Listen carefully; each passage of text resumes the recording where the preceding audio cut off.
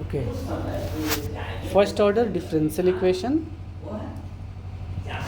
And solution using integrating factor. तो integrating factor का formula I F is equal to e to the power P D x होता है integration में। ठीक है, ये इंटीग्रेटिंग फैक्टर का फार्मूला है।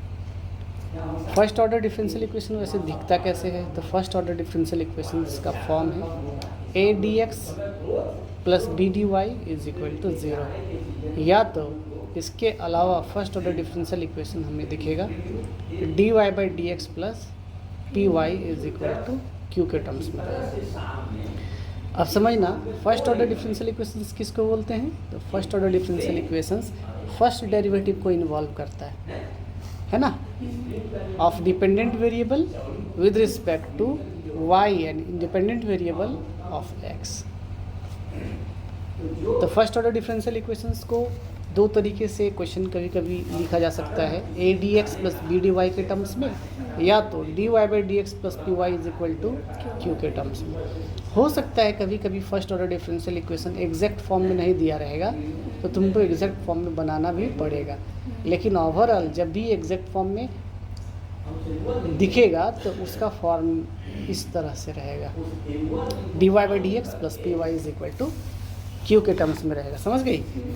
अब आते हैं, देखो फर्स्ट ऑर्डर डिफरेंशियल इक्वेशंस के इस टर्म्स को LHS और RHS में इंटीग्रेटिंग फैक्टर से मल्टीप्लाई करेंगे। तो इसके LHS में d Y by D x है, देखो है, इसको मल्टीप्लाई करना है इंटीग्रेटिंग फैक्टर से, ठीक है, plus as it is P Y भी है यहाँ पे।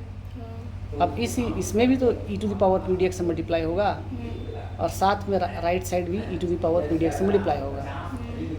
अब ऐसा क्यों कर रहे हैं? मान लिया जाए कि यहाँ से E to the power P D X और यहाँ से E to the power P D X दोनों से कॉमन निकाल लेते हैं और यहाँ पर भी E to the power P D x है, तो फाइनली ये क्या होगा?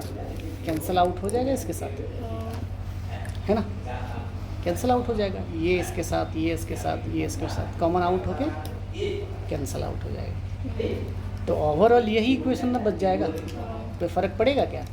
लेकिन हमने क्या किया, इस फर्स्ट ऑर्डर डिफरेंशियल इक्वेशन को इंटीग्रेटिंग फैक्टर से मल्टीप्लाई करना है और आगे देखो क्या करना है। अब ये first order differential equation after multiplying with integrating factor, तो इस इंटीग्रेटिंग फैक्टर से जब हम लोग मल्टीप्लाई करते हैं, ठीक है, तो इसमें से कोई भी एक वैल्यू उठा लो, ये वाला वैल्यू हमने यहाँ से उठा लिया है, D Y by D x है, E to the power P D x है, ठीक है, देखना ध्यान से, इसी वैल्यू को उठा रहे हैं, बाकी इसको कुछ नहीं कर रहे हैं, इसको कुछ नहीं कर रहे हैं, ठीक है। अब इस वैल्यू को उठाकर कुछ ऐसा काम करें कि इसके LHS में कोई फ़र्क नहीं पड़े, उठाएं एक वैल्यू है और वापसी में जब हम देखेंगे आंसर इसका तो ये ऐसा ही रहेगा, फंक्शन में कोई चेंज नहीं होगा। अभी करना क्या है, इस टर्म्स को उठाओ यहाँ से, डी बाई डी एक्स है ही देखो, और एक टर्म्स बच जाएगा y e to the power P D x. अब हमें पता है डिफ्रेंसिएशन u और v का, तो u को बाहर निकालेंगे, v का डिफ्रेंसिएशन, v को बाहर निकालेंगे, u का डिफ्रेंसिएशन। अब ये अलजेब्रिक फंक्शन है और ये एक्सपोनेंशियल फंक्शन है, ठीक है। तो आई लेट बाय पार्ट्स बताता है, एक्सपोनेंशियल को v बोलते हैं और अलजेब्रिक फंक्शन जो पहले है उसको u बोलते हैं। तो y को हम बाहर निकालेंगे, डिफ्रेंसिएशन करेंगे v का, प्लस v को बाहर निकालेंगे, डिफ्रेंसिएशन करेंगे u का। यहाँ तक कोई दिक्कत नहीं। अब आगे बढ़ते चले जाओ।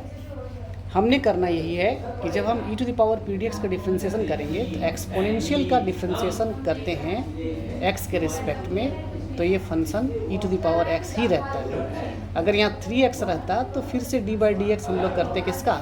3x का करते, तो 3x में से 3 बाहर निकल जाता है, तो E to the power x into 3 रहता है, ये डिफ्रेंसिएशन। अब यहाँ पर क्या है, 3 के जगह पर p है, 3 के जगह पर p है, 3 के जगह पर p है, 3 के जगह पर p है, तो डिफ्रेंसिएशन में पी डी एक्स बाहर निकल जाएगा, y पहले से है, E to the power D X पहले से है, और ये p कहाँ से आया? तो पी डी एक्स का इंटीग्रेशन डिफ्रेंसिएशन करेंगे तो क्या होगा? p रहेगा, और इसके साथ इंटीग्रेशन भी था, तो डिफ्रेंसिएशन करने से ये इंटीग्रल फंक्शन हट जाता है। Plus E to the power, समझ पा रही हो, E to the power P D X पहले से है, और dy बाई डी एक्स भी पहले से है।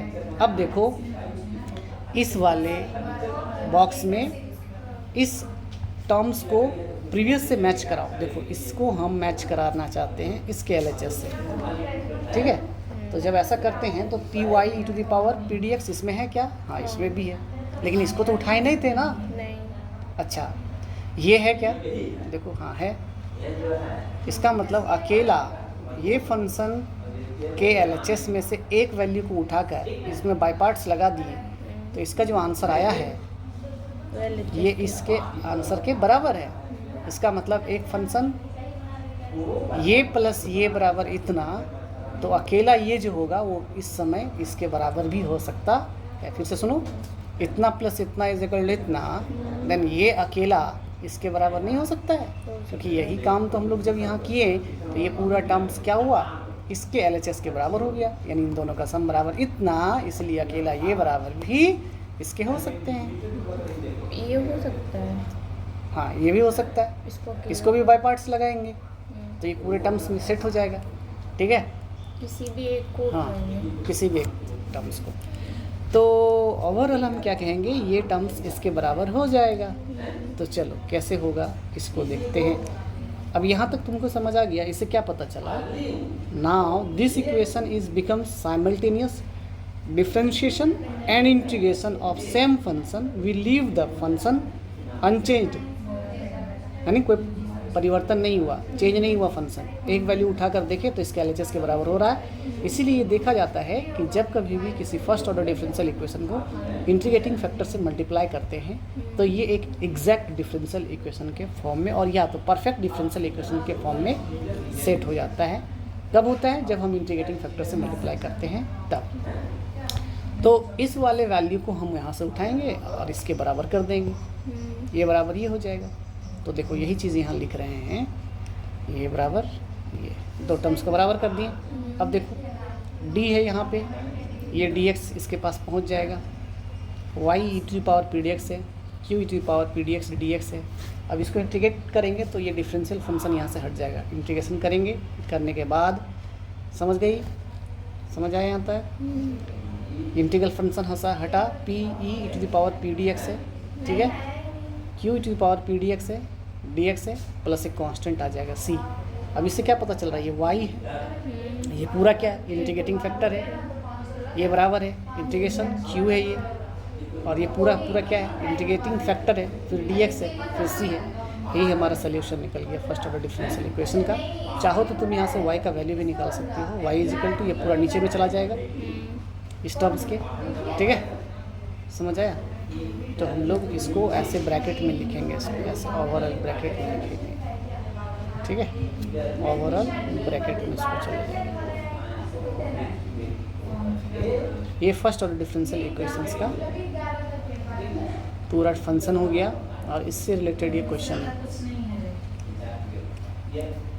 फिर जाकर जैकोबियन, ठीक है।